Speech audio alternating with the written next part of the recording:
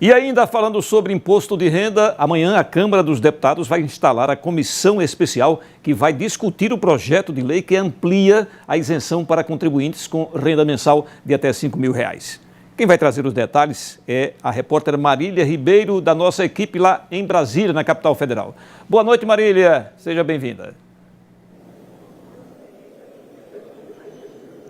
Oi, Gilvan, boa noite para você, a todos que estão nos acompanhando nesse início de semana. É exatamente isso, a previsão é que amanhã seja instalada essa comissão especial que vai analisar o projeto de lei que pretende isentar as pessoas que recebem um valor de até R$5.000 por mês. Esse projeto é uma promessa de campanha do presidente Lula, que chegou a ser anunciado no ano passado junto com o pacote do corte de gastos, mas que só chegou aqui no Congresso Nacional em 2025. Nessa comissão, nós teremos aí 40 sessões temáticas, onde nós teremos também a presença de especialistas e de técnicos voltados para o setor econômico, onde eles vão analisar os principais pontos desse projeto que veio lá do Palácio do Planalto. Entre esses pontos que acabam sendo preocupantes para os estados e também para os municípios, nós temos a questão aí da perda da arrecadação, que alguns especialistas já vêm alertando que os entes federativos vão acabar recebendo. Essa é uma preocupação que deve ser discutida nessa comissão. O presidente da comissão é o deputado federal do Maranhão, Rubens Pereira Júnior, e o relator desse projeto será o ex-presidente da Câmara dos Deputados, Arthur Lira, que já disse que esse projeto vai sofrer alterações. Na comissão, a previsão é de que esse texto seja votado ainda no primeiro semestre. Já no plenário da Câmara dos Deputados, a previsão mesmo é só que fique para o segundo semestre. De acordo com o presidente da Câmara dos Deputados, Hugo Mota, esse projeto só deve ser analisado pelo plenário da Câmara dos Deputados lá em meados do mês de setembro. A expectativa do governo é que esse projeto seja aprovado ainda em 2025 para que as novas regras já comecem a valer a partir de 2026. Mas antes dessa aprovação, antes de ser levado para a assinatura do presidente Lula, o projeto, depois de ser aprovado aqui pela Câmara dos Deputados, ele ainda vai precisar passar pela análise do Senado Federal, o que vai levar aí, deve levar um pouquinho mais de tempo, mas os parlamentares prometem acelerar essa tramitação desse projeto para que ele seja votado, analisado ainda em 2025, Gilvan. Outro ponto, outro projeto também que vem sendo bastante discutido aqui dentro do Congresso Nacional é voltado para as questões trabalhistas. Na última semana nós tivemos o Dia do Trabalhador, no dia 1º de maio, onde o presidente Lula fez um pronunciamento em rede nacional e acabou reforçando que o diálogo para poder colocar fim à escala 6x1 vai se intensificar nos próximos dias. Nós preparamos uma reportagem onde nós traçamos aí os principais projetos que estão em tramitação aqui no Congresso Nacional, voltado para os trabalhadores brasileiros, e a gente vai acompanhar essa reportagem agora. A discussão na Comissão de Direitos Humanos do Senado aconteceu depois que o governo anunciou que quer votar a proposta de emenda à Constituição que reduz a jornada de trabalho, a chamada PEC do fim da escala 6x1.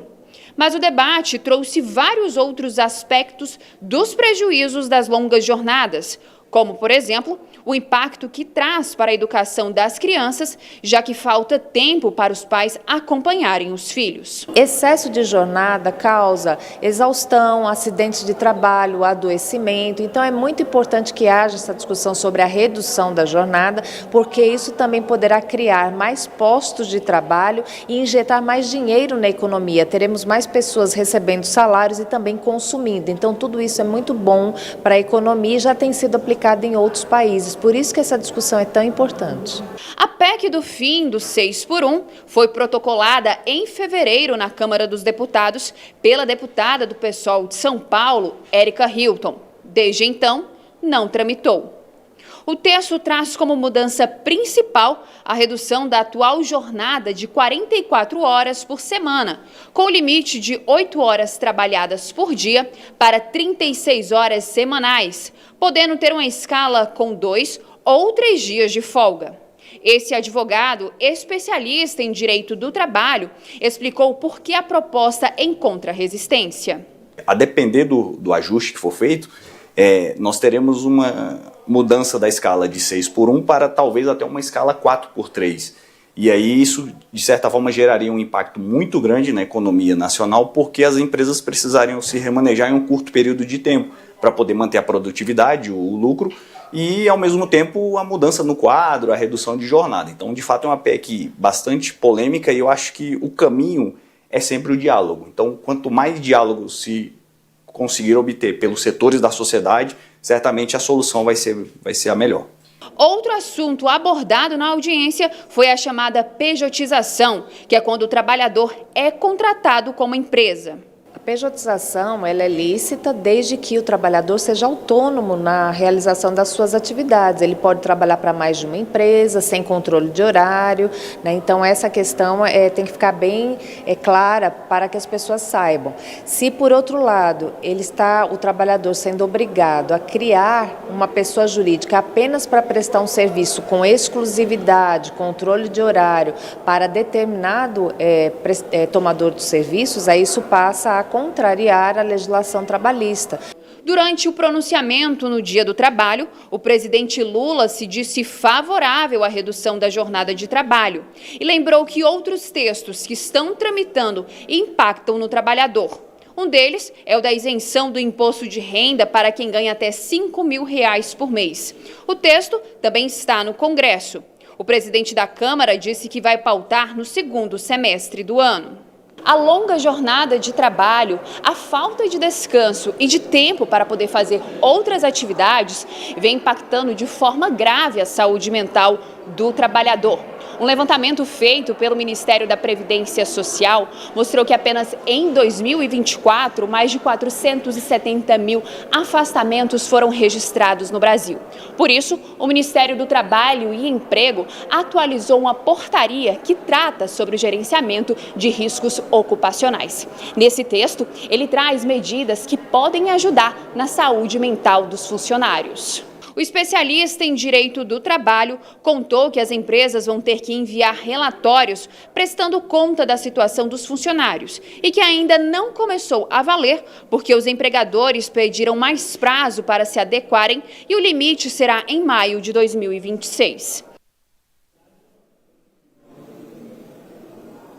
Gilvan, esses são projetos muito importantes para o governo do presidente Lula e eles vão servir aí também como termômetro para as eleições de 2026 que acontecem no mês de outubro. Os passos aqui dentro da Câmara dos Deputados e do Senado Federal, eles devem dar uma desacelerada nessas próximas semanas, isso porque amanhã o presidente Lula embarca para a Rússia e onde ele vai cumprir a agenda lá na Rússia e também na China. Junto com o presidente Lula vão também os presidentes da Câmara dos Deputados, Hugo Mota, e do Senado Federal, Davi Alcolumbre. Isso quer dizer o quê? Que os trabalhos aqui dentro do Congresso Nacional, eles tendem a andar em passos mais lentos. Então, o que a gente espera é que esses projetos, tanto o projeto que pretende isentar as pessoas que recebem o valor de até R$5.000 do imposto de renda, e esse projeto, essa proposta de emenda à Constituição, que leva um pouco mais de tempo do que um projeto de lei para poder tramitar, ela dessa escala 6:1, fim dessa escala, esses projetos aí tendem a levar um pouco mais de tempo para serem aprovados. O que a gente vê de temperatura aqui dentro do Congresso Nacional é o que deve acontecer como em outros anos. Chegando no final do ano, eles começam a tentar acelerar as pautas para poderem conseguir fazer essas votações. Em ano eleitoral, em período próximo às eleições, aí esse passo começa a ser um pouco mais adiantado. Aqui de Brasília, a gente vai continuar atualizando e tentando trazer mais informações para toda a população sergipana. Eu volto com você, Gilvan. Tá bem, Marília. Muito obrigado pelas informações. E uma boa noite para você. E agora vamos direto para Houston, no Texas, onde ocorre uma das maiores feiras mundiais de petróleo e gás. Sergipe, que pode se tornar uma potência de gás natural graças às reservas em águas profundas, está representado pelo governador Fábio Mitidieri e comitiva. Estamos aqui no stand da Petrobras e do stand da Apex, onde acabamos de ter uma reunião com a presidente Magna, do presidente da Petrobras, falando sobre Sergipe, sobre o projeto CEAP, Sergipe Águas Profundas, o início da exploração do gás e os projetos que nós temos, inclusive sobre a Fafem. Reunião muito produtiva, boas novas para o nosso estado. Sergipe é, mais uma vez, um dos principais assuntos aqui na OTC, por conta do potencial que nós temos de exploração do gás, 18 milhões de metros cúbicos por dia. A licitação dos 2 navios será no início de agosto, uma excelente notícia para nós. Já temos várias empresas que vão participar, já confirmaram a participação, ou seja, o risco de dar deserto é mínimo. Como estão viajando o governador, o vice e o presidente da Assembleia, o estado está sendo governado desde a última sexta-feira pela presidente do Tribunal de Justiça, desembargadora Yolanda Guimarães.